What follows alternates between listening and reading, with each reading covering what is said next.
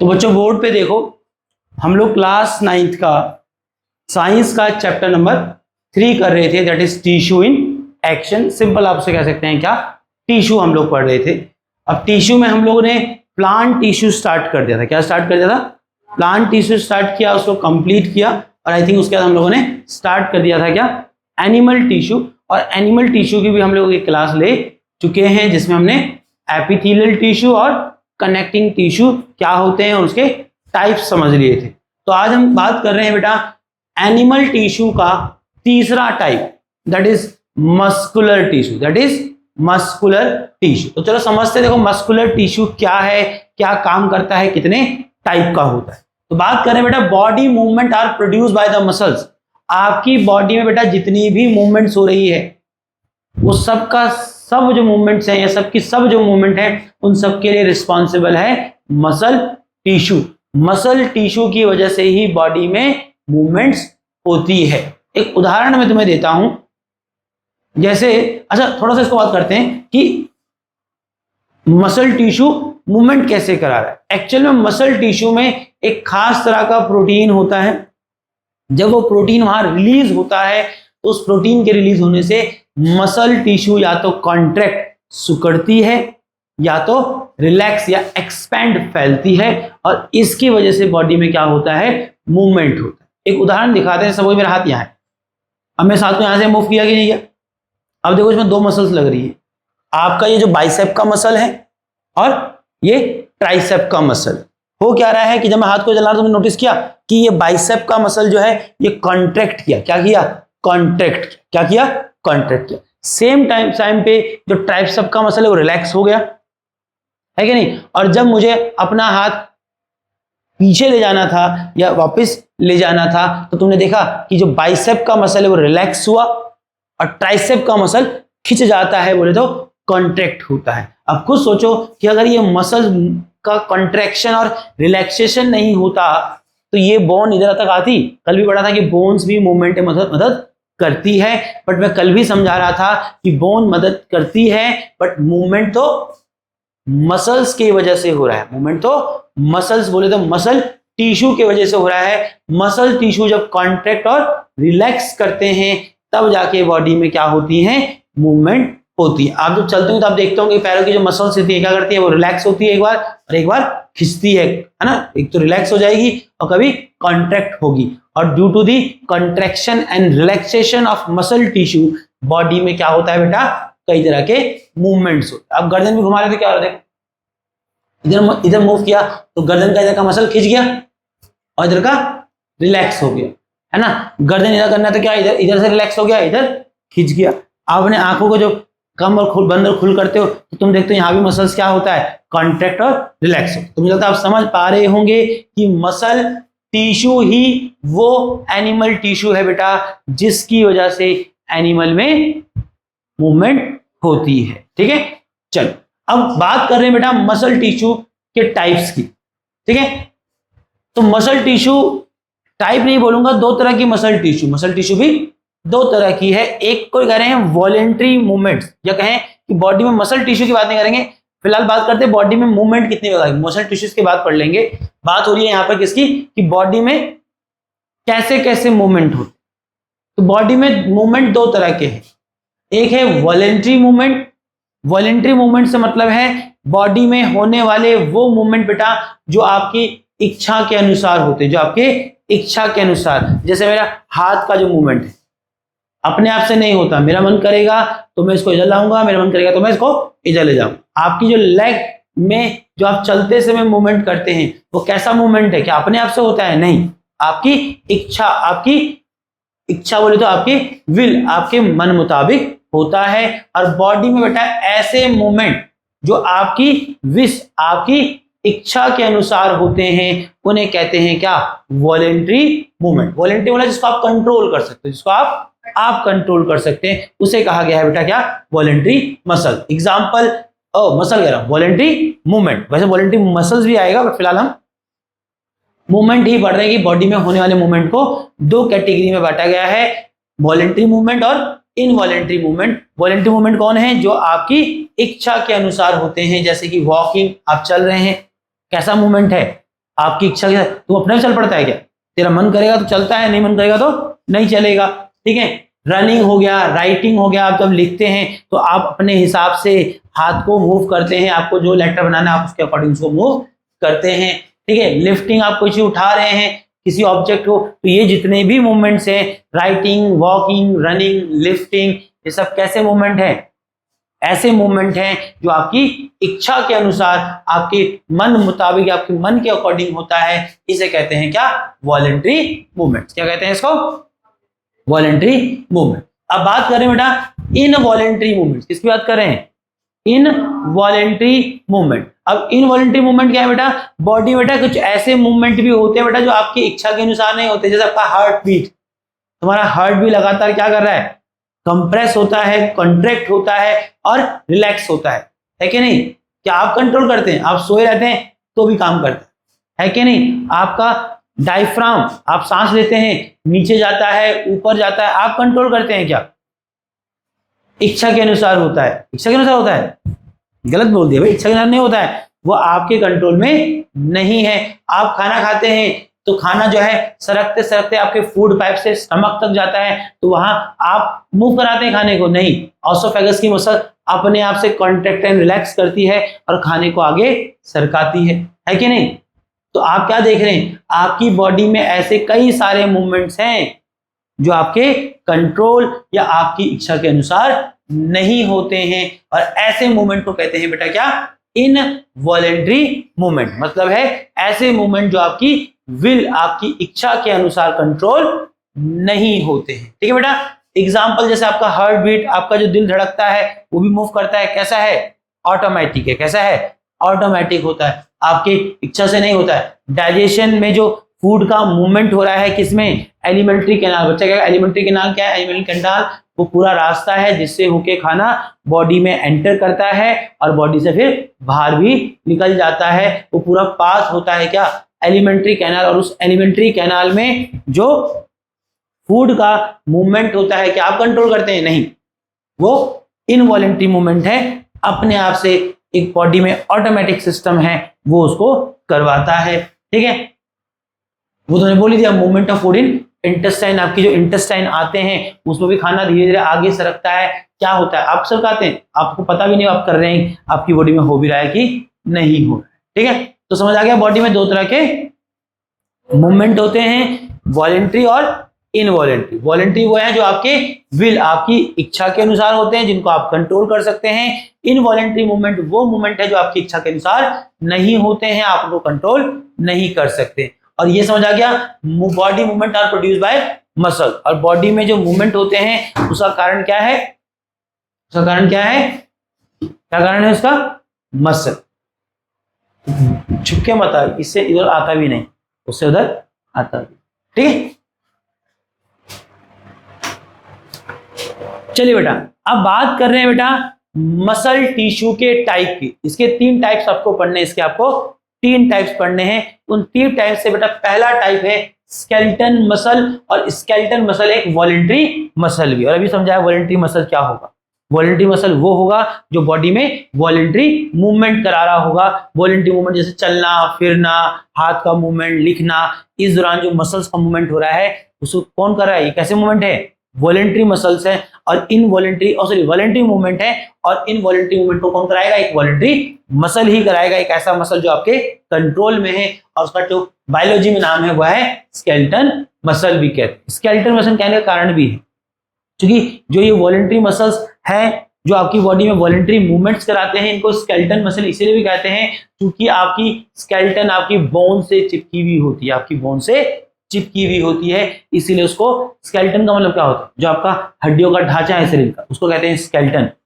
तो जो voluntary muscles हैं उसको स्केलेटन मसल इसलिए भी कहते हैं क्योंकि वो आपके बोन, हड्डियों से, स्केलेटन से कनेक्टेड होती है। तो बात कर रहे हैं स्केलेटन मसल के फीचर्स क्या है। पहला फीचर बेटा है लॉन्ग एंड सिलेंड्रिकल फाइबर। इसका जो सेल होता है, इसका जो सेल होता है, उस सेल के स्ट्रक्चर की अगर बात करें कैसा होता है? लंबा होता है और शेप में सिलेंड्रिकल। क्या होता है? सिलेंड्रिकल होता है। Multi nucleated. अब बच्चा का मल्टी न्यूक्लिएटेड का मतलब क्या होता है? Skeleton muscle which is voluntary muscles कह सकते हैं, क्योंकि स्केलेटल मसल ही वो मसल है जो आपकी बॉडी में वॉलेंट्री मूवमेंट करा रही है, और वॉलेंट्री मूवमेंट कराती है, इसलिए उसका नाम पड़ा वॉलेंट्री मसल। और स्केलेटल मसल क्यों कह रहे हैं उसको? क्योंकि स्केलेटन से कनेक्टेड होती है। अब इस वॉलेंट्री मसल जो है वो एक्चुअल टिश्यू है। टिश्यू किससे बना होगा? सेल से बना होगा।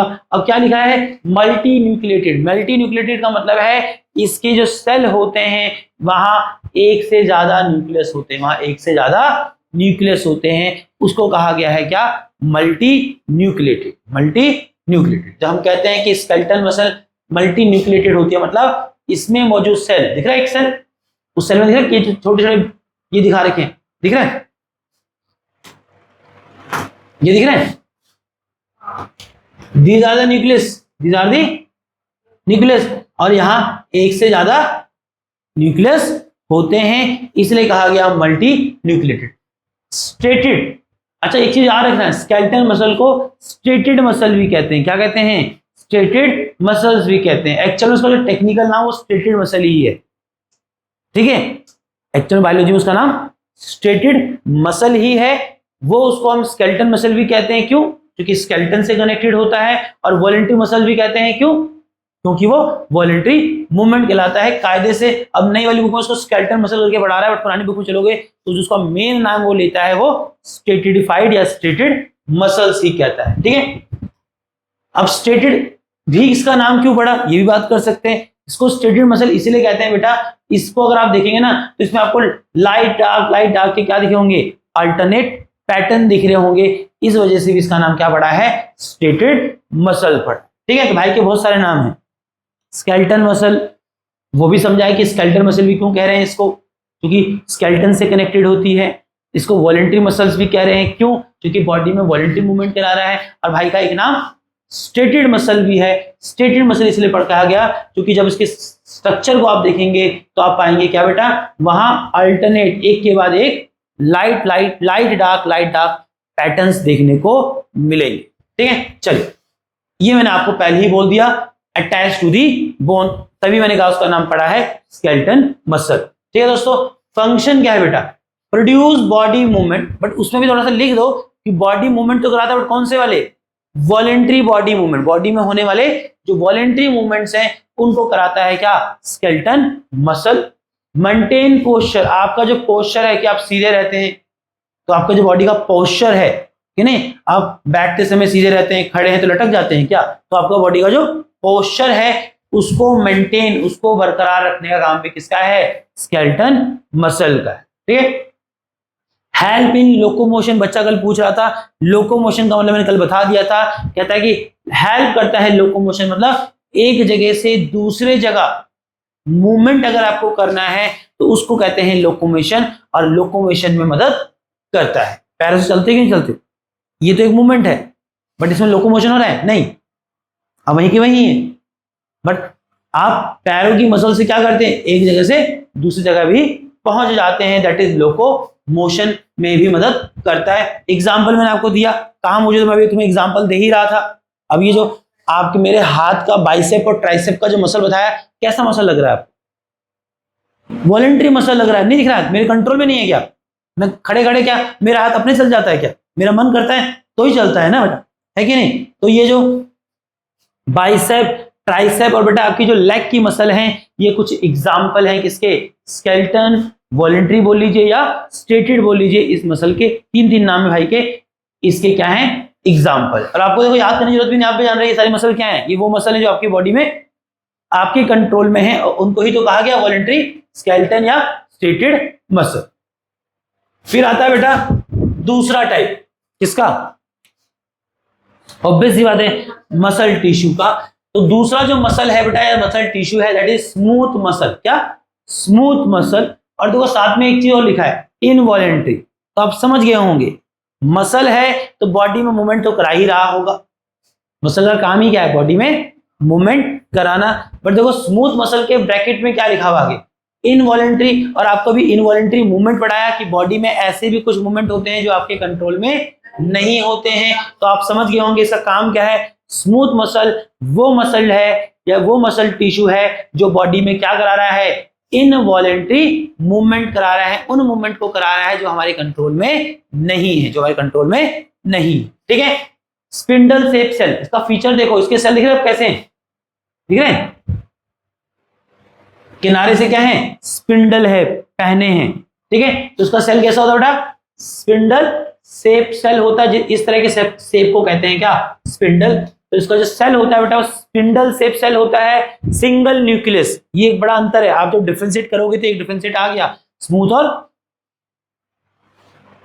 स्ट्रेटिफाइड, या उसको आप वॉलेंट्री बोलिए या स्केलेटन बोलिए। क्या अंतर है कि देखो वो लॉन्ग होता था, लॉन्ग सिलेंड्रिकल, ये कैसा है, स्पिंडल से।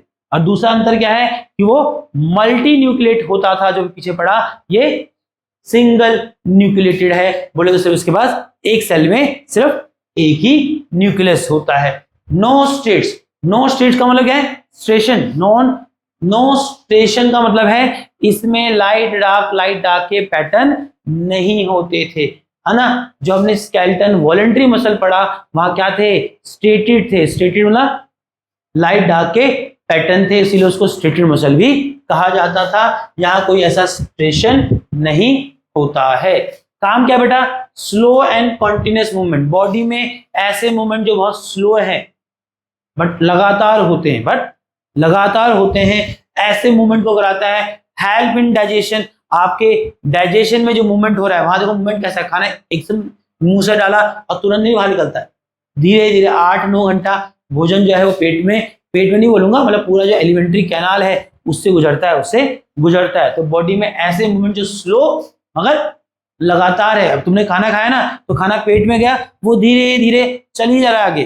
जैसे फैक्ट्री में कन्वेयर बेल्ट होती है कि सामान धीरे धीरे बस आगे ही जाता है ना, रुकता कहीं नहीं है कि नहीं। तो ऐसा ही है आपका डाइजेस्ट सिस्टम, है ना। तो ऐसी जगह जहां कैसा मूवमेंट चाहिए, स्लो मगर कंटिन्यूस लगातार मूवमेंट चाहिए, वहां मौजूद होती है क्या, स्मूथ मसल। जैसे कि आपके डाइजेशन में, जो आपके एलिमेंट्री कैनाल में या स्मॉल या लार्ज इंटेस्टाइन में जो भोजन डाइजेस्ट होने के बाद या डाइजेस्ट होने से पहले भी अगर मूव करता है तो कौन कराता है, क्या आप कंट्रोल करते हैं, नहीं, वो करता है smooth muscle. Control movement of food, वही बताया कि आपके एलिमेंट्री कैनाल में जो फूड का मूवमेंट हो रहा है उसको भी कौन कंट्रोल कर रहा है, स्मूथ मसल। कहां होता है, आपके स्टमक में, इंटेस्टाइन, आंतों में, आपकी यूरिनरी ब्लैडर में जहां यूरिन इकट्ठा होता है, और आपकी ब्लड वेसल में भी जो मूवमेंट होता है वो किस वजह से होता है, स्मूथ मसल, क्योंकि वहां स्मूथ मसल मौजूद होता है। और वहां कैसा मूवमेंट करा रहा है बेटा, वो वॉलेंट्री की इनवॉलेंट्री, वहां मूवमेंट करा रहा है, इनवॉलेंट्री मूवमेंट वहां पर करवा। ठीक है दोस्तों, आगे बढ़ सकते हैं। चल, तीसरा और लास्ट टाइप जो है किसका, मसल टिश्यू का, वो है बेटा कार्डिक मसल। क्या है, कार्डिक मसल। अब क्या होता है कार्डिक मसल, समझो आपकी बॉडी में कार्डिक मसल सिर्फ और सिर्फ एक ही जगह मौजूद है, पता है किसी को, हार्ट पे। सिर्फ कहां, हार्ट में। ये जो कार्डिक मसल, जो हम मसल टिश्यू का तीसरा टाइप पढ़ रहे हैं, ये सिर्फ और सिर्फ बॉडी के एक ही जगह पाया जाता है, आपके हार्ट में। आपका जो हार्ट है, दिल, वो बना है बेटा किसका, कार्डिक मसल। किसका बना है, कार्डिक मसल। तब तुम सुनते होंगे जब किसी को हार्ट अटैक आता है तो आम लोग उसको हार्ट अटैक कहते हैं, बायोलॉजी या डॉक्टरी भाषा में उसे क्या कहते हैं, कार्डिक अरेस्ट कहते हैं। क्या कहते हैं, कार्डिक अरेस्ट, है ना। कार्डिक किसके लिए यूज कर रहा है डॉक्टर, हार्ट के। अरेस्ट हो गया मतलब खत्म, नहीं समझे। हार्ट अटैक को क्या बोलते हैं डॉक्टर, आम भाषा में हम हार्ट अटैक बोलते हैं, दैट इज उसको क्या बोला जाता है, कार्डिक अरेस्ट बोला जाता है। डॉक्टर लोग उसको बोलते हैं टेक्निकल भाषा में कार्डिक अरेस्ट। कार्डिक अरेस्ट हो गया मतलब हार्ट की जो कार्डिक मसल है वो काम करना बंद कर दे, है ना, दैट इज हार्ट। ठीक है, तो याद रहेगा बेटा, कार्डिक मसल इकलौता बॉडी में सिर्फ और सिर्फ हार्ट में होता है, और उसके अलावा कार्डिक मसल पूरी बॉडी में कहीं नहीं दिखता है। Found only in the heart, पहला पॉइंट वही बताया, सिर्फ और सिर्फ हार्ट में पाया जाता है। ब्रांच फाइबर, इसके जो सेल होते हैं देखो उसकी ब्रांचेस हैं, दिख रहा है कि ये एक सेल दिख रहा था, और देखो यहां जाके 2 में टूट गया, यहां जाके दिख रहा है। ठीक है, तो एक तो सिर्फ और सिर्फ हार्ट में पाया जाता है, दूसरी बात क्या है, एक तो सिर्फ हार्ट में पाया जाता है, और इसके जो सेल है कैसे होते हैं, ब्रांच होते हैं। कैसे? ब्रांच शेप में होते हैं। उसमें ब्रांच होते हैं, सिंगल न्यूक्लियस, है ना, क्या होता है, स्मूथ मसल की तरह ये भी सिंगल न्यूक्लियस होता है। फैंट स्टेशन, फैंट स्टेशन दोस्तों कि वो जो लाइट डार्क कलर के पैटर्न होते हैं बहुत हल्के होते हैं, बहुत होते हैं, बट फेंट लिखा है, फेंट वाला हल्के होते हैं। क्या होते हैं? हल्के होते हैं, ठीक है। और जो पीछे हमने स्मूथ पढ़ा था उसमें क्या था? उसमें होते ही नहीं है। और जो हमने पीछे क्या कहते हैं, स्केलेटन या वॉलेंट्री मसल, जिसको स्टेटेड मसल भी कहा था, उसको स्टेटेड मसल कहा ही इसलिए गया था क्योंकि उसमें स्टेशन या स्टेटेड पैटर्न मौजूद होते हैं, ठीक है। तो पुराना जो पढ़ते हैं उसके रिस्पेक्ट में दोबारा याद करा करो, क्योंकि पेपर में हो सकता है अलग अलग ना पूछ के तीनों में डिफरेंशिएट पूछ ले। क्या पूछ ले? डिफरेंशिएट पूछ ले, ठीक है। फंक्शन क्या है बेटा इसकी बॉडी में? पंप ब्लड कॉन्टिन्यूस, ऑब्वियस सी बात है, हार्ट में मौजूद है। तो आप जानते हैं हार्ट का काम क्या है? बॉडी में ब्लड को पंप करना। और हार्ट किसका बना है? कार्डिक मसल का। तो कार्डिक मसल का फंक्शन क्या है? ब्लड को पंप करना, ब्लड को लगातार पंप करना, वर्क रिदमिकली। हाँ, इसका जो मूवमेंट है वो एक रिदम में होता है। आप भी जानते हैं हार्ट कुछ भी कॉन्ट्रैक्ट, कुछ भी रिलैक्स नहीं करता, वो एक रिदम में ही कॉन्ट्रैक्ट करता है और एक रिदम में ही एक्सपेंड करता है। तो ये कार्डिक मसल जिसका हार्ट बना है, इस मसल का जो मूवमेंट है बेटा वो कैसा मूवमेंट है? वो एक रिदमिक मूवमेंट है, एक लय में वो क्या करता है? मूव करता है। एक रैंडम पैटर्न में वो मसल मूव नहीं करता है, एक रिदमिक पैटर्न में मूव करता है। Never get tired during the life, obvious सी बात है, आपके जन्म से लेके आपके मृत्यु तक ये कार्डिक मसल काम करता है कि नहीं? अरे जब से जन्म लिया तब से चल रहा है, और जब तक धरती पे रहेंगे चलेगा। जिस दिन वो काम करना बंद कर देगा फिर हमारा ही काम बंद हो जाएगा, है कि नहीं? ठीक है। तो ये एक ऐसा मसल है जो पूरे जीवन काल में रिलैक्स नहीं करता है, हमारे जन्म से लेके।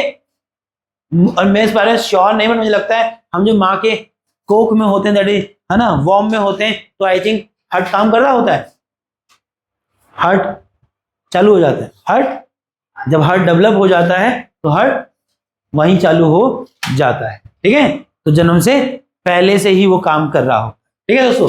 चलो, इंटरेस्टिंग फैक्ट क्या है? Cardiac muscle work continuously from the, बोल तो दिया, इंटरेस्टिंग फैक्ट बोल तो दिया कि कार्डिक मसल क्या करता है? आपके जन्म से मृत्यु तक लगातार काम करता है। हाँ बेटा, देखो मूवमेंट इनवॉलेंट्री है, बट इसको इनवॉलेंट्री मसल टिश्यू मत बोल देना, क्योंकि इनवॉलेंट्री किसको बोला है? स्मूथ को ही बोला है, क्योंकि उसका नाम भी है। हाँ, अगर तुम बोलोगे कैसा मूवमेंट कराना है, तो ऑब्वियस सी बात है मूवमेंट कैसा है आपके कंट्रोल में नहीं है। बट कार्डिक मसल को इनवॉलेंट्री मसल मत लिख देना, उसका अलग से नाम कार्डिक मसल ही पड़ा है, ठीक है, क्योंकि पूरी बॉडी में और कहीं है नहीं, इकलौता हार्ट में ही मौजूद है। और इसका मूवमेंट देखो इससे थोड़ा सा अलग है, इसका मूवमेंट रिदमिक नहीं होता है, बट कार्डिक मसल का जो मूवमेंट है वो क्या है? रिदमिक है। तो ये एक अंतर तो वहां वैसे भी, ठीक है। चलो आगे बढ़ेंगे बेटा। मुझे लगता है एनिमल टिश्यू का लास्ट टाइप, एनिमल टिश्यू का last type,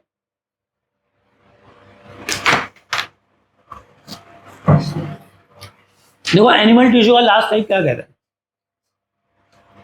body does our, how does, क्या पढ़ रहा हूं, how does our body sense and respond.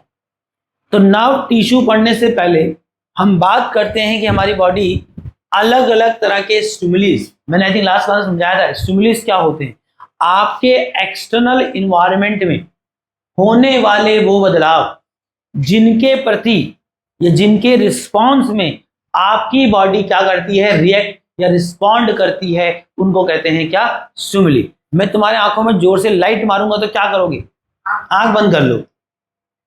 मतलब लाइट एक ऐसी चीज थी जिसके रिस्पॉन्स में आप क्या करते हैं? रिएक्ट करते हैं। आपका आंख बंद करना ही रिएक्शन था आपका, है कि नहीं? अभी जोर से यहाँ हल्ला मचाएंगे, कहीं बाहर कोई दिवाली के टाइम पे पटाखा फोड़ देगा, क्या होगा? तुम घबरा जाएगा, हो सकता है कोई चेयर से भी उठ जाए, है ना। तो जो साउंड है वो भी क्या दिख रहा है? साउंड भी एक ऐसा चेंज है जिसके प्रति हमारी बॉडी रिएक्ट करती है। अब मैं ये वैभव को एक टॉफी ला के दे दिया, टॉफी बहुत खट्टी, इसको बोला खा ले भाई, जैसे मुंह में डाले क्या बनाएगा? मुंह बना लेगा। तो मुंह बनाना क्या था? रिएक्ट किया। मतलब जो टेस्ट है, मतलब जो टेस्ट है वो भी एक ऐसी चीज है जिसके प्रति हमारी बॉडी रिस्पॉन्ड करती है।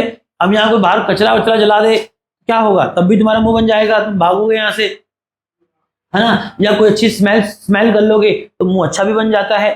तो क्या समझाना चाह रहा हूं? लाइट, साउंड, टेस्ट, ठंडा गरम, प्रेशर, पेन, दर्द, ये कुछ ऐसी चीजें हैं जिनके प्रति या जिनके लिए बॉडी क्या करती है? रिस्पॉन्स करती है, प्रतिक्रिया देती है।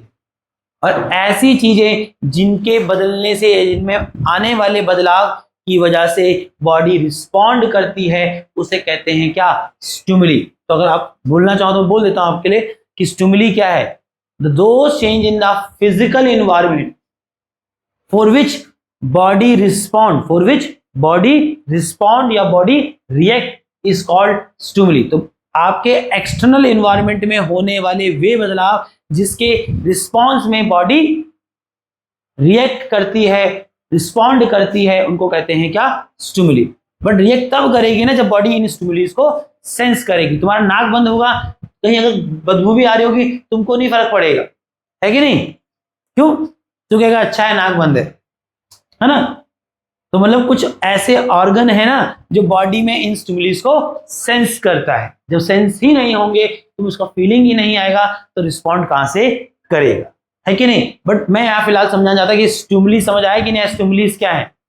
कोई भी ऐसी चीज जिसके लिए आपकी बॉडी, अब तू यहाँ बैठा हुआ है, मैं चुपके से देखो चाय का गर्म ग्लास लगा दूं, क्या करेगा? तुरंत हाथ, तू देखेगा भी नहीं क्या लगाया, तो तुरंत हाथ पीछे करेगा।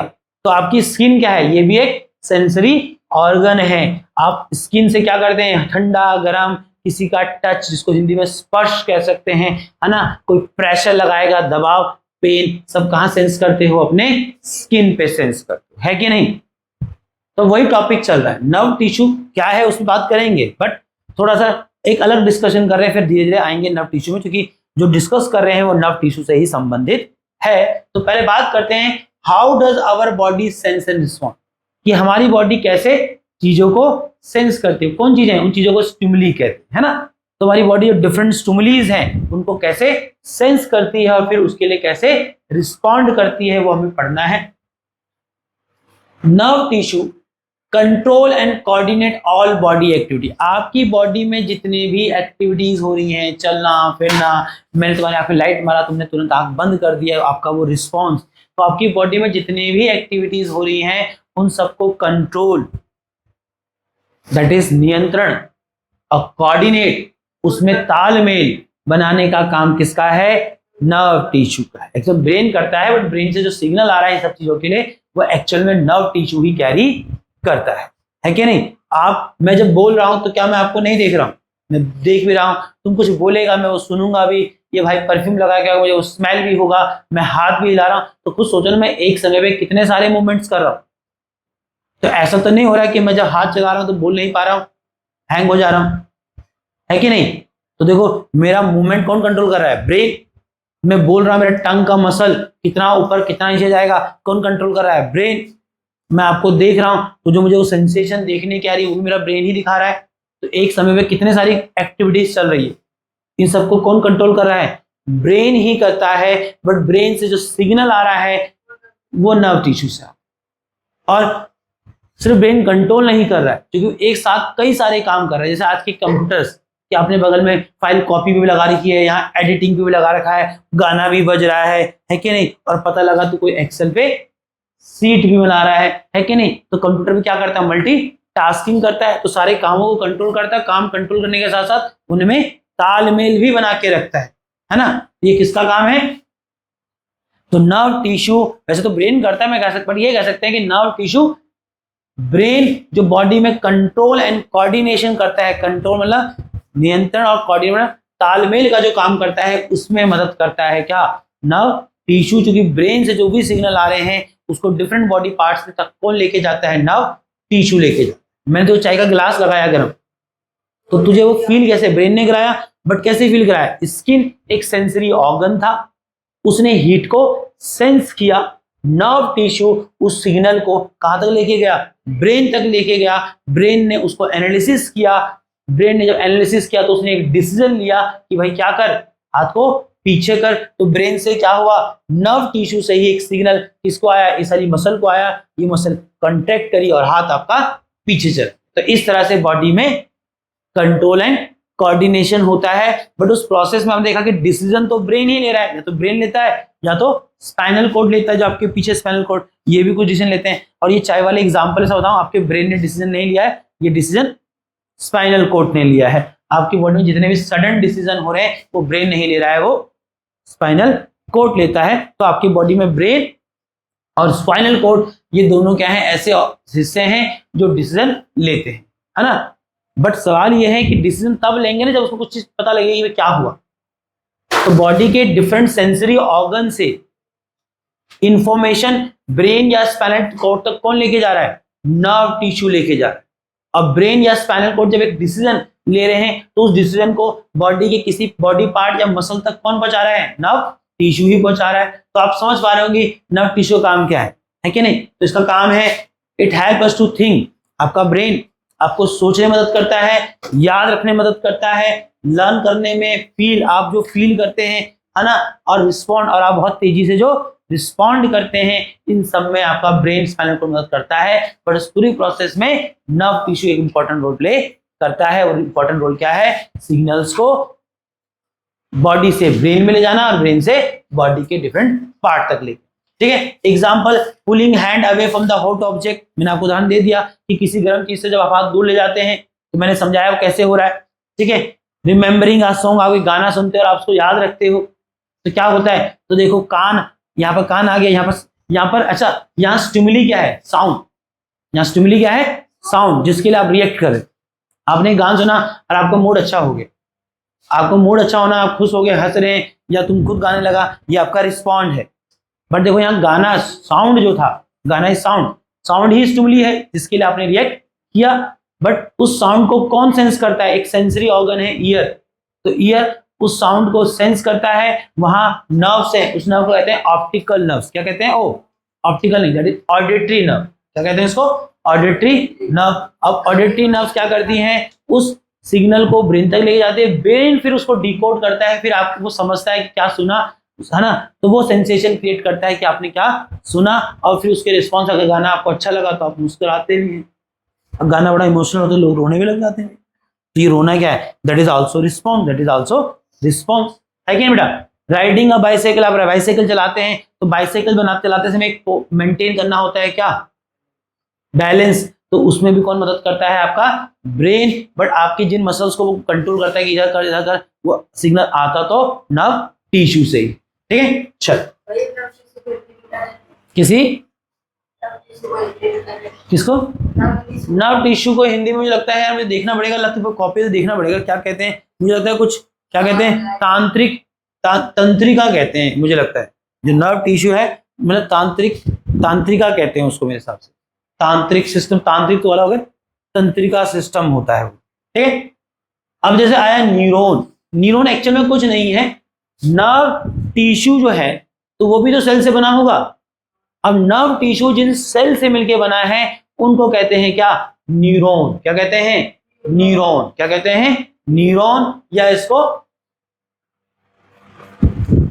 नर्व सेल भी कहते हैं, नर्व सेल भी कहते हैं। अभी जो हम नर्व टिश्यू की बात कर रहे थे तो मैंने कहा नर्व एक टिश्यू है बेटा, तो टिश्यू किससे बनते हैं, कई सारे सेलों से मिलके बनते हैं, और नर्व टिश्यू जिन सेलों से मिलके बना है उसको कहते हैं क्या, न्यूरॉन या नर्व सेल, ठीक है। बात कर रहे हैं neuron is the structural and functional unit of nervous system.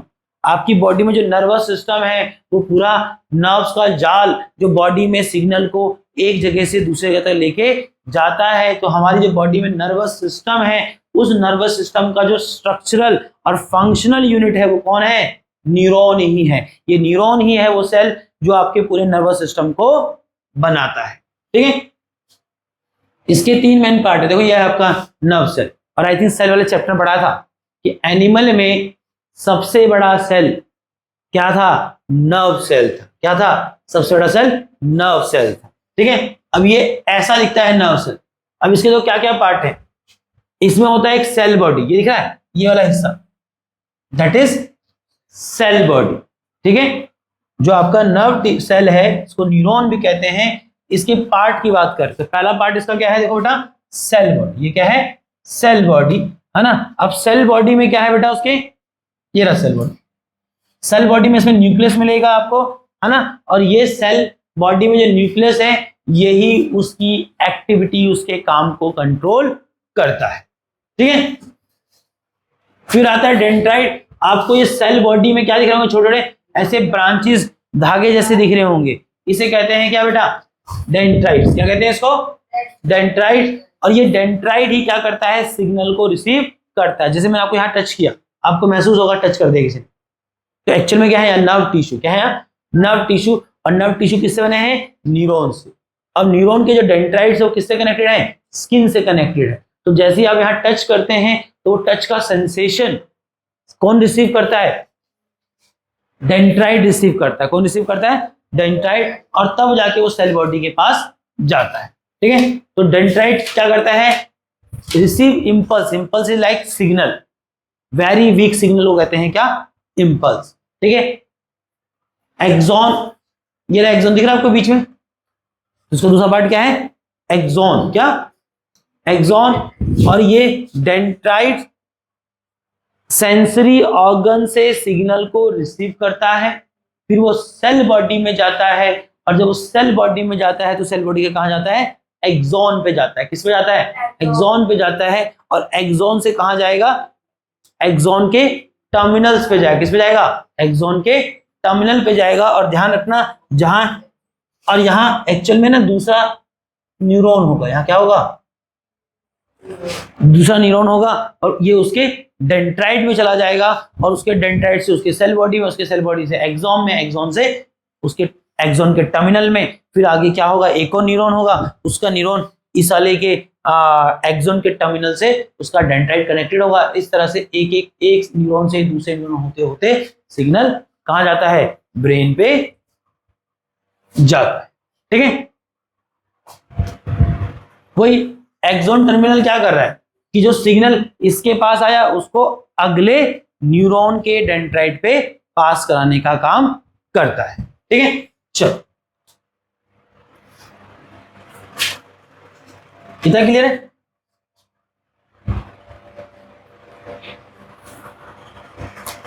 फिर आ रहा है आपका muscular skeletal system, how do movement occur, what is joint. Joint भी कई प्रकार के हैं,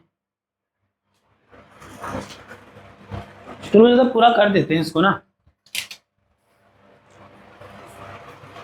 ये न्यूरॉन का समझ आया कि नहीं, न्यूरॉन क्या है, न्यूरॉन नर्व टिश्यू का बेसिक स्ट्रक्चरल और फंक्शनल यूनिट है, ठीक है। चल, अब बात कर रहे हैं मस्कुलोस्केलेटल सिस्टम, ऑलरेडी पढ़ चुके। देखो, मसल और स्केलेटन मिलके मूवमेंट कराते, तो दोनों एक्चुअल में साथ में काम कर रहे हैं ना, इसीलिए क्या पढ़ा गया इसको, मस्कुलोस्केलेटल सिस्टम। और जो मस्कुलोस्केलेटल सिस्टम है उसमें क्या क्या आएगा, ऑब्वियस बात है, जो आपने बोन्स पढ़ी, मसल्स पढ़े, आपकी बॉडी में जो मसल्स, बोन्स के जॉइंट्स हैं, है ना, कार्टिलेज आप ऑलरेडी पढ़ चुके हो, टेंडन आप ऑलरेडी पढ़ चुके हो क्या है, क्या करता है, लिगामेंट आप पढ़ चुके हो। तो ये सारे मिलके, क्योंकि सब अलग अलग है, बट तुम जहाँ सब अलग अलग है, बट मूवमेंट की जब बात आती है तो साथ में मिलके काम कर रहे हैं, है कि नहीं। तो इन सबको कहा गया है बेटा क्या, ये सब मिलके क्या बनाते हैं, मस्कुलोस्केलेटल सिस्टम। भाई देखो, बोन अलग था, मसल तो बिल्कुल ही, बोन तो एक कनेक्टिंग टिश्यू था, टेंडन, लिगामेंट, कार्टिलेज का नाम मेरा वो तो क्या थे, कनेक्टिंग टिश्यू थे। मसल से एक अलग टिश्यू है, मसल एक अलग टिश्यू है। बट तुमने भी नोटिस किया, जब मैं तुमको मूवमेंट का एग्जांपल दे रहा था तो वहां मसल्स मूव कर रही है, बट हड्डियां ही क्या कर रही हैं, एक्चुअल में मूवमेंट कराने में मदद कर रही है। बट हाँ, उनको मूव कराने के लिए भी मसल कॉन्ट्रैक्ट और रिलैक्स करेंगी, तब बोन्स इधर से उधर जाएंगी, है ना। मतलब दोनों साथ में मिलकर काम करते हैं, और दोनों का जो कॉम्बिनेशन बनता है उसको कहते हैं क्या, मस्कुलोस्केलेटल सिस्टम। कुछ नहीं करना है आपको, सिर्फ नाम याद रखने हैं कि मस्कुलोस्केलेटल सिस्टम किन किन से मिलके बना है। बोन्स, मसल, जॉइंट, जो अभी हमें पढ़ना है, जॉइंट छोड़ दिया जाएगा, कार्टिलेज, टेंडन और लिगामेंट, ये सब मिलके क्या बनाते हैं, मस्कुलोस्केलेटल सिस्टम। इसमें अगर ज्वाइंट को छोड़ दिया जाए तो बाकी आप सब ऑलरेडी पढ़ चुके हो। ठीक है, काम की बात करते हैं। काम आप जान रहे हैं, मस्कुलोस्केलेटल सिस्टम काम क्या है कि बॉडी को सपोर्ट करना, बॉडी में मूवमेंट में मदद करना, बॉडी के इंटरनल ऑर्गन को जैसे बोन्स है ना, जो इसमें सारे आ रहे हैं, इन सब के ही काम क्या हो जाएंगे, मस्कुलोस्केलेटल सिस्टम के फंक्शन हो जाएंगे। ठीक है, बॉडी के इंटरनल ऑर्गन को प्रोटेक्ट करना, मेंटेन पोस्चर, बॉडी में पोस्चर को मेंटेन करना, ये बॉडी से, और आपकी बॉडी को जो आकार मिलता है वो किसकी वजह से मिलता है, बोन मसल्स की वजह से मिलता है, और दोनों मिलकर क्या बनाती है, मस्कुलोस्केलेटल सिस्टम बनाती है, मस्कुलोस्केलेटल सिस्टम बनाती है। तो हम ये भी कह सकते हैं कि इसका एक फंक्शन क्या है, बॉडी को शेप देना, बॉडी का जो शेप है उसका कारण भी क्या है, मस्कुलोस्केलेटल सिस्टम। ठीक है, देखो मैंने आपको ऑलरेडी बता दिया कि बॉडी में मूवमेंट कैसे होती है। अभी मैंने बताया कि भाई क्या होता है, अभी जो चाय का गिलास गर्म लगाने वाली बात कर रहा था, है ना, ऑलरेडी मैंने आपको समझाया कि होता क्या है, कि देखो कंट्रोल एंड कोऑर्डिनेशन काम तो ब्रेन ही कर रहा है, कंट्रोल कोऑर्डिनेशन काम तो ब्रेन ही करता है, कि ब्रेन ही डिसाइड करता है कि बॉडी का कौन सा पार्ट मूव करेगा। ब्रेन से जब सिग्नल आता है तो किसको जाता है, अब ब्रेन से जो सिग्नल आ रहा है उसका टेक्निकल नाम है नर्व इंपल्स, कहते हैं इसको नर्व इंपल्स। जब ब्रेन इंपल्स है, नर्व इंपल्स बनाता है तो न्यूरॉन जो आपका नर्व टिश्यू का सेल है वो उसको कैरी करता है, वो उसको कैरी करके कहां जाता है, मसल्स तक लेके जाता है। अब उसके सिग्नल से मसल्स क्या करती हैं, कांटेक्ट करती हैं, और जब मसल कांटेक्ट करती है तो वो लिगामेंट को पुल करती है। लिगामेंट जब पुल होते हैं तो लिगामेंट किससे कनेक्टेड होते हैं, बोन से, तो बोन मूव करती है, और जब बोन मूव करेगी तो बॉडी में मूवमेंट होता है। ठीक है, तो ये पूरा प्रोसेस है जो आपको ऑलरेडी बता दिया। ठीक है, चलो इधर आ जाते, तुमको क्वेश्चन बनाने क्या, उसको रीड करो, फिर रीड तो कर सकते हो, मैंने कहा था कॉपी भी लेके आना है ना, उसके क्वेश्चन से याद कर सकते हो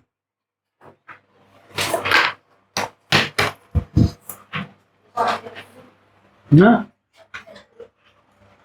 अरे जो मैडम ने कराया होगा बेटा, मुझसे पूछा है कौन से चैप्टर जो तेरे यूटी में आ रहा है, जो अपकमिंग एग्जाम में आ रहा है, ऑब्वियस सी बात है वही करेगा।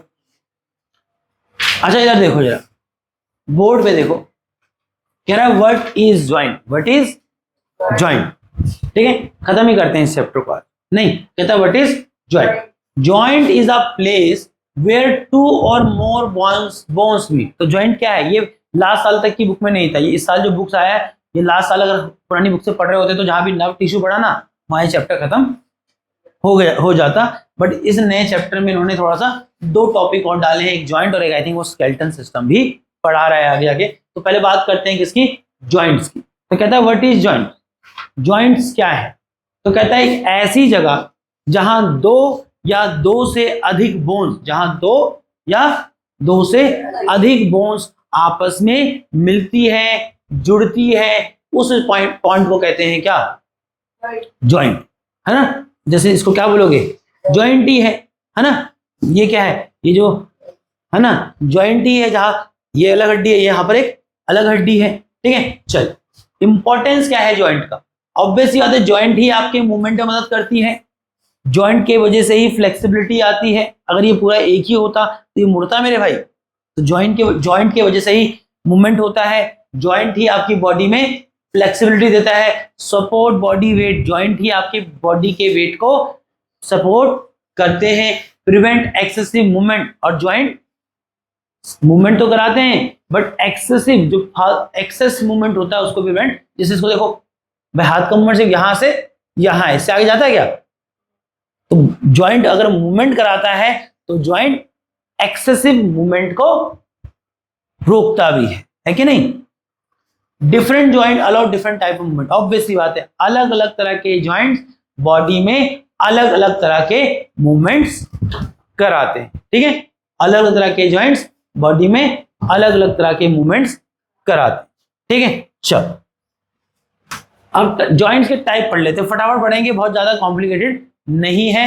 यहां देखो बेटा, पहला ज्वाइंट जो हम पढ़ रहे हैं इसको कहते हैं बॉल एंड सॉकेट ज्वाइंट। क्या कहते हैं इसको, बॉल एंड सॉकेट ज्वाइंट। अगर इसके स्ट्रक्चर की बात करें कि बॉल एंड सॉकेट जॉइंट कैसा दिखता है, कहता है rounded head of one bone fit into the cup like socket of another bone. कह रहा है बॉल एंड सॉकेट जॉइंट में क्या होता है, एक बोन का क्या राउंडेड हेड, मतलब एक बोन का राउंडेड हेड दूसरे बोन का जो कप शेप है उसमें रहता है। देखो इस तरह का जॉइंट, ये आपका कंधे का जॉइंट ऐसा ही है। ये जो यहां से बोन आ रहा है उसका अगर तुम एंड देखोगे, दिख रहा है, दिख रहा है बोन का, ये जो आपका आर्म का जो ये बोन आ रहा है तुम इसका एंड देखो कैसा है, राउंडेड है।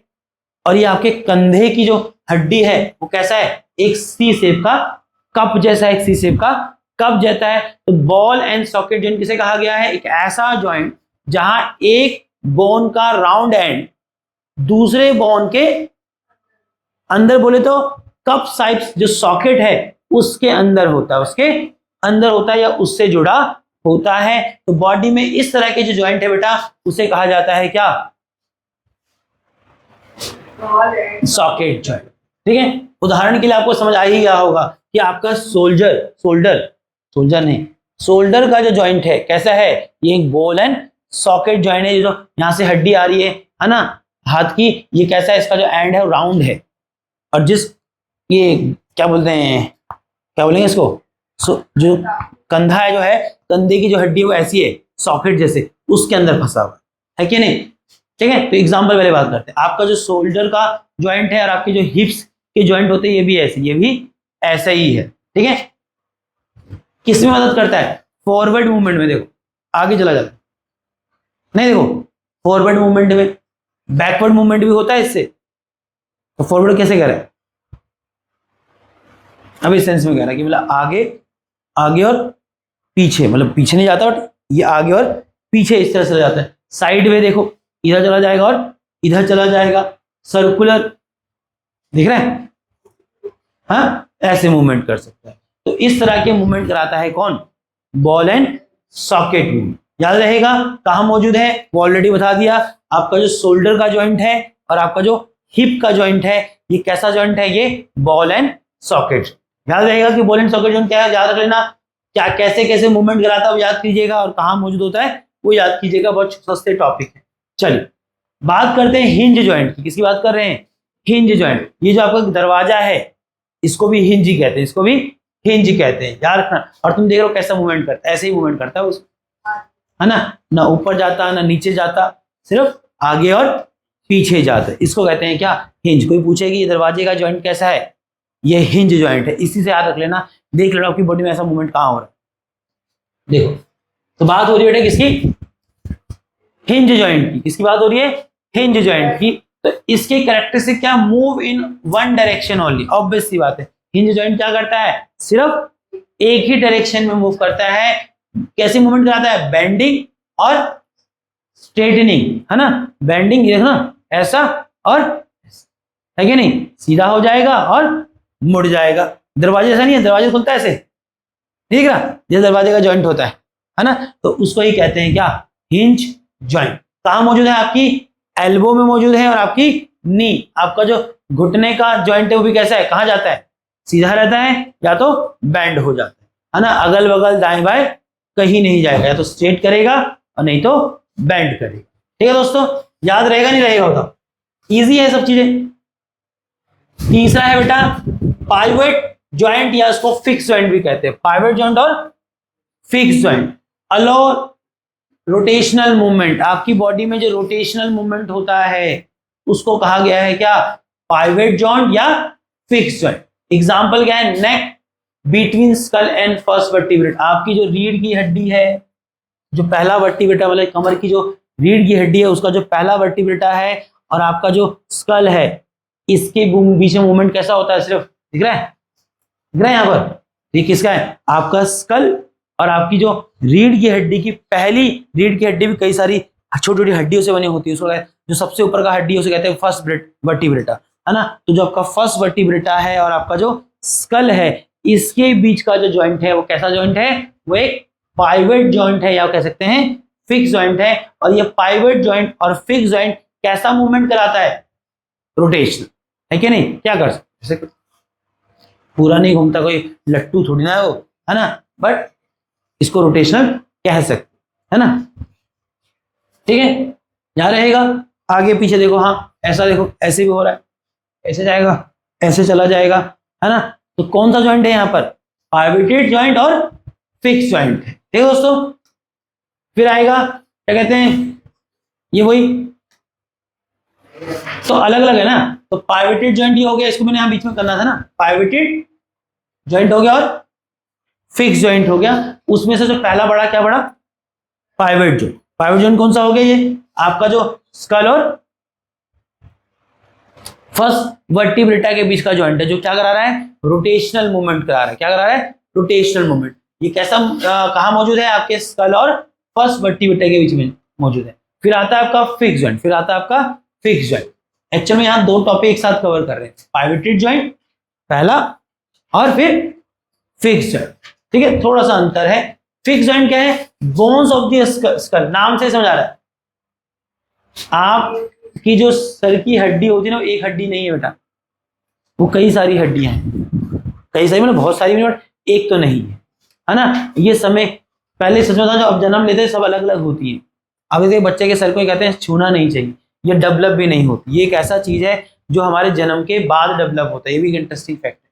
मतलब जन्म के बाद भी बॉडी में डेवलपमेंट चल ही रहा होता है। सुना होगा कि बच्चे के सर को नहीं छीनना चाहिए, कोमल होता है, क्यों, वहां हड्डी बनी ही नहीं होती, है ना। और समय के साथ वो हड्डियां जन्म के बाद बनती है। ये एक ऐसी चीज है जो वहां के पेट में नहीं बन रही है, जन्म लेने के बाद बनती है ना। तभी बच्चे के समय तेल वेल हम लोग डालते हैं और कहते भी कि सर छूना नहीं चाहिए, क्योंकि एक समय तक वो डेवलप होता ही नहीं है ना। और वो बहुत सारी बोन्स है, और समय के साथ क्या होती है, एक दूसरे के साथ फ्यूज हो जाती है। क्या हो जाती है, फ्यूज हो जाती है। कोई मूवमेंट कराती है, कोई मूवमेंट नहीं कराती है, इसलिए नाम पड़ा है क्या, फिक्स। क्या पड़ा है, फिक्स। तो फिक्स ज्वाइंट क्या है, जो बोन की आपका जो स्कल है, इसमें कई सारी बोन्स है, वो आपस में जो मिली हुई है, उनका जो ज्वाइंट है वो क्या कहलाता है, फिक्स ज्वाइंट कहलाता है। और ऑब्वियसली बात, इसका काम क्या है, आपके ब्रेन को प्रोटेक्ट करने का काम है, कोई मूवमेंट वो नहीं कराता है। ठीक है, इससे कंफ्यूज मत होना बेटा यहां पर कि पाइवोटेड ज्वाइंट अलग है और फिक्स ज्वाइंट अलग है। यहां पर एंड डालना चाहिए था, या यहां पर स्लैश तो नहीं जाएगा, एंड जाएगा, वो अलग अलग है ना। ठीक है, बात कर रहे हैं किसकी, ये आपके सिलेबस का लास्ट टॉपिक है बिल्कुल। अब स्केलेटन सिस्टम, किसकी, skeleton system. Skeleton system is the framework of body made of bone. Skeleton system क्या है, आपकी बॉडी का फ्रेमवर्क, पूरा ढांचा है जिससे आपका पूरा बॉडी बना है। जो तुम्हारा पूरा स्ट्रक्चर ऐसे खड़ा रहता है, उसका एक लेआउट दिखता है, किसकी वजह से, आपका जो स्केलेटन सिस्टम है, जो आपका स्केलेटन सिस्टम बनाया कहीं पर ना, वो टुकड़ों में बनाया। क्या बनाया है, टुकड़ों में बनाया है। बट आपने वो डायग्राम देखा होगा ना कभी, पूरा हड्डियों का ढांचा ऊपर से लेके नीचे तक, तो वो पूरा जो हड्डियों का ढांचा है, वही आपके कंकाल जिसको आप कह सकते हैं, है ना, वो आपकी पूरी बॉडी को क्या करता है, पूरी बॉडी का फ्रेमवर्क बनाता है। उसको ही कहते हैं क्या, skeleton system. Skeleton system is the framework of the body made of the bones. ये क्या है, स्केलेटन सिस्टम पूरी बॉडी का फ्रेमवर्क बनाता है। किसका बना है, बोन्स का बना। ठीक है, इसके क्या क्या मेन पार्ट है, आपका स्कल आता है, वर्टिब्रल कॉलम आपकी रीढ़ की हड्डी इसमें आती है, रिब केज आपकी छाती में जो बोन्स होती हैं, इसको रिब केज कहते हैं, जो आपके हार्ट और लंग्स को प्रोटेक्ट करने का काम करती हैं। और लिम्स, और आपके पैर की हड्डी, है ना, ये पैर वाले और ये हाथ वाले, ये लिम्स, ये क्या है, ये भी तो बोन्स के हैं। ठीक है, ये सब किस में आता है बेटा, स्केलेटन सिस्टम में। क्या क्या काम है, वही, एक तो आपकी बॉडी को शेप देता है, बॉडी को सपोर्ट करने का काम करता है, बॉडी के इंटरनल या कह सकते हैं बॉडी के जो सेंसिटिव ऑर्गन है उनको प्रोटेक्ट करने का काम करता है, और बॉडी में मूवमेंट का काम भी करता है। एक एक करके थोड़ा डिटेल में पढ़ लेते हैं। तो पहला है स्कल। पहला क्या है, स्कल। सबको पता है इसको, आई थिंक खोपड़ी कहते हैं क्या, नहीं, हाँ खोपड़ी कहते हैं दोस्तों। Skull is the bony framework of the head. जो सर में जो आपको बोन्स दिखती है ना, वो क्या है, आपका स्कल कहलाता है। It protect the brain and form the face. ये आपके ब्रेन को प्रोटेक्ट करता है, और आपका जो चेहरा है उसको बनाता है। जो आपका चेहरा कैसा दिखेगा तो ऑब्वियस सी बात है वो डिपेंड करता है कि आपका स्कल पे डिपेंड करता है, किस पे करता है, स्कल पे डिपेंड। ठीक है, इतना डिटेल में नहीं पढ़ना है, कैरियम क्या है ये सब बातें काम पड़ी। क्या क्या मौजूद है इसमें, कैरियम मौजूद है, enclose and protect the brain. Cranium ये वाला हिस्सा है जो आपके ब्रेन को क्या करता है, प्रोटेक्ट करता है। फिर आती है आपकी फेशियल बोन, वो बोन जो क्या है आपके फेस को बनाती है। फिर आता है मैंडिबल, लोअर जॉ जो निचला जॉ होता है, जानते हो ऊपर वाला जो जॉ है वो हिलता नहीं है, नीचे वाला जो जॉ है जबड़ा वही हिलता है, ऊपर वाला जबड़ा फिक्स होता है कि नहीं, जो कि आपको बोलने में मदद करता है। काम क्या है भाई का, स्कल जो आपका है उसका काम क्या है, ब्रेन को प्रोटेक्ट करता है, आपके फेस को बनाता है और hold the organ of sense, आपकी जो सेंसरी ऑर्गन है, आंख, नाक, जीभ, कान, मैंने समझाया था पीछे भी कि 5 सेंसरी ऑर्गन में से 4 तो चेहरे पे ही होते हैं, उनको होल्ड करने का काम भी कौन करता है बेटा, स्कल ही करता है। कौन करता है, स्कल ही करता है। ठीक है, चल फिर आ जाता है क्या, वर्टिब्रल कॉलम। आपके स्केलेटन सिस्टम में जो दूसरा हम पढ़ रहे हैं वो पढ़ रहे हैं वर्टिब्रल कॉलम, आपकी रीढ़ की हड्डी। आपकी रीढ़ की हड्डी एक सिंगल रॉड जैसा हड्डी नहीं है, वो कई छोटी छोटी बोन से मिलके बना है।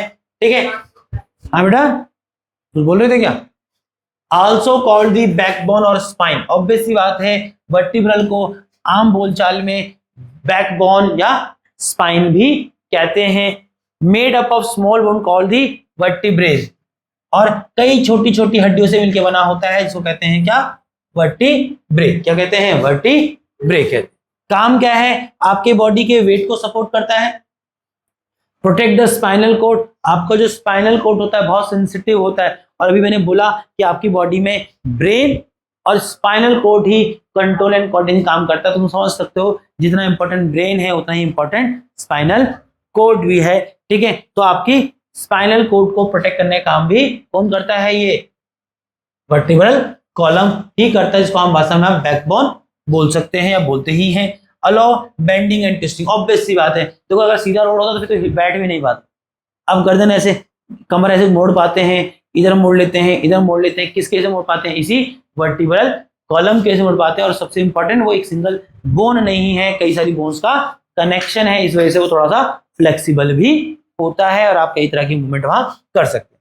बात करें intervertebral disc, act as cushion and absorb shock. ये एक कुशन समझते हो, तकिया है ना, तो ये एक तरह की कुशनिंग और एक तरह से शॉक एब्जॉर्ब का काम भी करता है। ठीक है दोस्तों, चलें आगे, आ जाओ बेटा, बहुत जल्दी आए। फिर आया बेटा तीसरा आपका क्या, रिब केज, है ना। इसको देख के समझ आ गया रिब केज क्या है ना। जो आपकी चेस्ट पे जो बोन्स हैं उनको कहते हैं रिब केज। और रिब केज का काम भी आई थिंक आप जानते हैं, पीछे भी कई 2-4 बार बोला गया है कि आपके हार्ट और लंग्स, लीवर नहीं, लीवर तो यहाँ होता है, लीवर वहां तो कोई बोन है ही नहीं पेट की तरफ, है ना। तो आपका जो हार्ट है और जो लंग्स है उसको प्रोटेक्ट करने का काम करता है। थोड़ा डिटेल में बढ़ते हैं। 12 पेयर ऑफ रिब्स क्या होती हैं, 12 हड्डियों, 12 हड्डियों का जोड़ा है, attach to the vertebral column. और ये जो आपका रिब केज है, ये जो पीछे बैकबोन जिसको आप वर्टिब्रल कॉलम कहते हैं उससे जुड़ा होता है, उससे जुड़ा होता है। कनेक्टेड टू दी स्टीरम, स्टीरम किसे कहते हैं, दिख रहा है ये बीच में दिख रहा है, ये जो बीच में है ना यहाँ पर, इसको स्टीरम कहते हैं। तो वर्टिब्रल ये जो आपका रिब केज है, पहली बात तो 12 बोन्स के जोड़े से मिलके बना है। आगे की तरफ बात करें तो आगे किससे कनेक्टेड है, स्टीरम से कनेक्टेड है, और पीछे किससे कनेक्टेड है, अभी जो पीछे हमने वर्टिब्रल कॉलम पढ़ा था उससे कनेक्टेड है। ठीक है, क्या काम है बेटा, काम तो ऑलरेडी बता दिया, हार्ट को बचाता है, लंग्स को बचाता है और ब्रीथिंग में भी मदद करता है। देखो ब्रीथिंग के दौरान क्या होता है, लंग्स को फैलना हो तो सांस अंदर लेगा, तो ये रिब केज क्या होती है, इसकी मसल्स बाहर की तरफ आती है, तो रिब केज जब खुलता है तो वहां अंदर जगह बनती तो हवा जाती, और अगले साइकिल में आपका जब चेस्ट कैविटी पिचकेगा तब अंदर की हवा बाहर आएगी, तो उसके बाद क्या होता है, रिब केज पिचकता है और इस वजह से छाती पिचकती है, छाती पिचकेगी, लंग्स पिचकेगा, लंग्स पिचकेगा तो अंदर से हवा बाहर आ जाएगी। ठीक है, चल फिर आगे आपकी लिम्स, क्या आगे, लिम्स आगे। अब लिम्स में 2 लिम्स है, एक अपर लिम है और एक लोअर लिम्ब है, ठीक है। काम आप जानते हैं, limbs are appendages that help in movement and performing various activity, कई तरह के एक्टिविटी करने में मदद करता है, चलना फिरना लिखना, ये सारी बातें है ना काम। तो आपका अपर लिम्स में क्या क्या आ रहा है, आपका सोल्जर आता है, आर्म्स है, फोर आर्म्स और हैंड्स आते हैं। लोअर लिम्स में क्या आते हैं, पेल्विक याला, थाइज, लेग्स और फुट किस में आते हैं, आपके लोअर लिम्स में आते हैं। काम आप जानते हैं हेल्प करता है किसमें, मूवमेंट और लोकोमोशन। लोकोमोशन क्या होता है ऑलरेडी बता दिया, ठीक है। और किसमें हेल्प करता है, चीजों को होल्ड पकड़ने या होल्ड करने में भी मदद करता है। सिंपल सिंपल को नाम पता होना चाहिए और काम पता होना चाहिए। इससे ज्यादा सच में आपके सिलेबस में नहीं, आप पेपर में देखेंगे तो इससे ज्यादा पूछेगा भी नहीं। चैप्टर बड़ा लंबा लग रहा है और देखो मैंने भगाया भी नहीं, है ना। चैप्टर इतना आसान था कि मैं नाम बोलता, काम बोलता, थोड़ा बहुत स्ट्रक्चर था, इतना ही आपको पढ़ना है। तो पेपर देखो सवाल बहुत टेढ़ा मेढ़ा आएगा नहीं, बट पता सब कुछ होना चाहिए क्योंकि बहुत सारे टॉपिक है। अब पता लगा तूने कुछ पढ़ा और कुछ छोड़ा, और पता लगा जो छोड़ा वहीं से आया, तो मैं देखो थोड़ा थोड़ा ही पढ़ने के लिए है। और तुम देख रहे हो कि मैंने एक आसान चैप्टर को भी कई छोटे छोटे टुकड़ों में पढ़ाया, क्योंकि कम से कम पता सब कुछ होना चाहिए, भले ही थोड़ा थोड़ा पता, है नहीं। एंड द लास्ट क्या बेटा, बेसिक टॉपिक है, खत्म हो गया चैप्टर, क्या नहीं। कहता है हेल्थी बोन्स एंड जॉइंट। अभी तो इतना कहानी समझा के समझ आ गया होगा यार हड्डियों की और जॉइंट की क्या इंपॉर्टेंस है। एक टॉपिक वो डिस्कस कर रहा है कि भाई हमको अपने बोन्स और जॉइंट्स का ध्यान रखना चाहिए, नहीं रखोगे लापरवाही करोगे तो कई तरह के हेल्थ इशू फेस करोगे। क्या कर सकते हो बोन को स्ट्रॉन्ग रखने के लिए, कैल्शियम रिच फूड, ऐसा फूड खाया करो जिसमें कैल्शियम अधिक मात्रा में हो। क्योंकि हमने जब बोन कनेक्टिंग टिश्यू पढ़ा था तो हमने पढ़ा था कि बोन्स किसमें रिच होती है, कैल्शियम और फॉस्फोरस, है ना। और यही कारण है कि बोन को स्ट्रॉन्ग रखने के लिए क्या करना चाहिए आपको, कैल्शियम और फॉस्फोरस रिच फूड खाना चाहिए। गेट इनफ विटामिन डी, सच में बहुत समस्या है भाई आजकल इंडियन लोगों का। आज की डेट में विटामिन डी का जब टेस्ट कराते हैं तो विटामिन डी सबका कम आता है। रीजन, धूप में नहीं जाते हैं आजकल, लाइफस्टाइल ऐसा हो गया। बच्चे लोगों का हो सकता ना हो, बच्चे लोगों को भी क्यों नहीं होगा, आजकल बच्चा कौन सा बाहर जाता है, बच्चा भी तो वीडियो गेम वाला है आजकल, है नहीं। सच में बहुत कॉमन है इंडियंस में B12 और विटामिन डी। मतलब अगर यहाँ से 5 बच्चे पकड़ेंगे तो चांसेस है कि 3 और 4 बच्चों का विटामिन डी और B12 कम आए। अब B12 तो हम इंडियनों का ऐसे भी कम होता है। रीजन क्या है, मोस्टली लोग शाकाहारी हैं, मोस्टली। और कोई अगर मीट खाता भी तो बहुत उतना फ्रीक्वेंट वाला तो कोई नहीं है ना। और B12 एक्चुअल में वेजिटेरियन फूड में बहुत कम मिलता है, या कह सकते हैं बहुत कम ऐसे फूड आइटम है जिसमें B12 होता है। और विटामिन डी तो हमारी खुद की कमी की वजह से कम है, क्योंकि धूप में बैठना नहीं, धूप पे लोग नहीं करते थे, धूप सेकते थे। धूप सेकने का ट्रेंड तो गया, मतलब कम से कम लोग गर्मी सर्दियों के टाइम पे धूप सेकते थे। अब तो आज के डेट में लोग दिन भर कमरे में चादर डाल के ही बैठेगा, है ना। वो दिन में गर्मी सर्दियों के टाइम पे भी धूप सेकने के लिए बाहर नहीं निकल। ऑफिस वाला कह रहा है ऑफिस में हूँ, बच्चों के अपने बहाने हैं, मम्मी लोगों के अपने बहाने और हमारे भी अपने ही बहाने। तो वो यही कह रहा है कि देखो हड्डियों को मजबूत रखने के लिए दांत नहीं देख रहे हैं। पहले लोग गन्ना काट लेते थे भाई, हाँ। आजकल का बंदा गन्ना नहीं खा पा रहा है कि नहीं। सोचो, गन्ना तो वही है ना जो पहले था, ये फैक्ट है कि नहीं है। दांत देखो, लोग कैविटी प्रॉब्लम था, कितनी कितनी तरह हड्डी की प्रॉब्लम आ रही है कि नहीं। खा पाएगा तुम में से कोई गन्ना? वो तो कह रहा हाँ, है ना। सच में गन्ना खाना लोगों को रिस्की लगने लग जाता है आजकल, कि कहता है गन्ना खाऊंगा, पता लगा जोर से दबा दिया तो दांत ही ना टूट जाए, क्योंकि लोगों को पता है कि दांत उतने मजबूत नहीं रहेगा जितना मजबूत, है ना। पहले लोग इतना ब्रश व्रश कुछ भी नहीं करते थे। अरे भाई हमसे ज्यादा दांत मजबूत होते थे। हाँ बेटा, क्या? हाँ नीम, अब वही तो है, कर रहे हो बड़े बड़े ब्रांड के टूथपेस्ट इस्तेमाल, है ना। और पहले आदमी नीम की डंठल रगड़ रहा था दांत पे, और दांत देख इतने मजबूत है कि वो गन्ना चबा चबा के, कई गन्ने यहाँ लिटरली, मतलब गन्ना कई लोग नहीं खा पा रहे हैं, खाते ही नहीं, शौक भी नहीं। और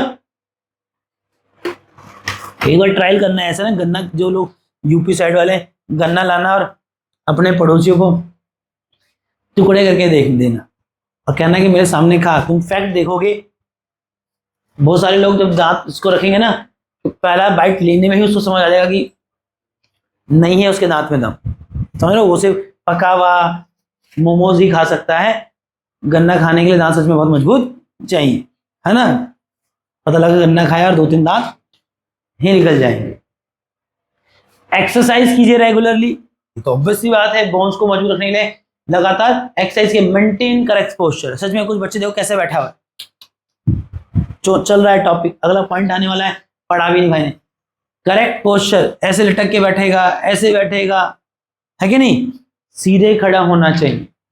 हाँ देखो ऐसे करा, है ना। और बैठते समय भी सच में बहुत तरीके से बैठना चाहिए, सच में बॉडी पोस्चर। नहीं तो क्या होता, अगर लटक के बैठोगे तो क्या होगा, फिर आपकी हड्डी बैंड करेगी, और फिर क्या होगा जब, और जो लंबे लोग होंगे, जो छोटा हाइट में फिर भी पता दिक्कत नहीं, जो मेरे जैसा है, तुम्हारे कोई यहाँ एक लंबा 2-3 है ना, उसको ज्यादा दिक्कत होती है फिर एज में। तो आपको अपना पोस्चर मेंटेन करना चाहिए। और वही लास्ट, वहां से नहीं रहा, योगा करना चाहिए। जिम जाने से बहुत बेहतर है योगा करना। मेरा पर्सनल कुत्ता हुआ है भैया, जिम जाना इस गधे की तरह लेबर मजदूरी करना, सच में। मतलब आजकल बहुत ट्रेंड हो गया, अच्छा है मतलब, बट मेरा पर्सनल एक्सपीरियंस ये है कि योगा क्या जिम से बहुत लाख बेहतर है। समय कम लेता है, कहीं जिम जाना नहीं, घर पे हो सकता है, कोई आपको इक्विपमेंट चाहिए नहीं जिम के लिए, तो फिर आपको ठीक ठाक इक्विपमेंट भी चाहिए। और सच में जिम जाने का मतलब है कि सुबह उठना, फिर जिम, मतलब अपने केस में बता रहा हूँ, मेरे को तो दिक्कत है भाई, उठता मैं टाइम पर जाता हूँ 4 बजे, बट जिम जाना आना जो टाइम की बर्बादी लगता है। तो सबसे बड़ा डंबल रखे मेरे पास घर पे, उतना तो जिम करना होता है, डंबल मारा, है ना, उसकी 2-3 एक्सरसाइज मारी स्ट्रेचिंग। अब बाकी क्या करने का, योगा करने का। योगा से फिजिकल के साथ साथ खोपड़ी बोले तो मेंटल की एक्सरसाइज भी होती है, ठीक है। इसी के साथ बेटा हमारा चैप्टर खत्म हो गया। आपसे उम्मीद करेंगे आप भाई पढ़ भी लेंगे। और मुझे लगता है मैं इसका मैथ का ना एक चैप्टर करा रहा हूँ एपी, वो एक बच्चा है आयुष करके, उसके एग्जाम में आ रहा है, तो आइडली पहले मैथ का एक चैप्टर कर लेंगे, क्या, एपी, ठीक है। तो कल तो नहीं बट परसों एपी अर्थमेटिक प्रोग्रेशन 10वीं का चैप्टर था, 9th में आ गया, ठीक है। तो इतना कर लो, इसको उतारना चाहो तो अबे मुश्किल नहीं है, 9वीं में पढ़े उसको पढ़ाने को 8वीं वाला बच्चा ही पढ़ लेगा, आसान चैप्टर।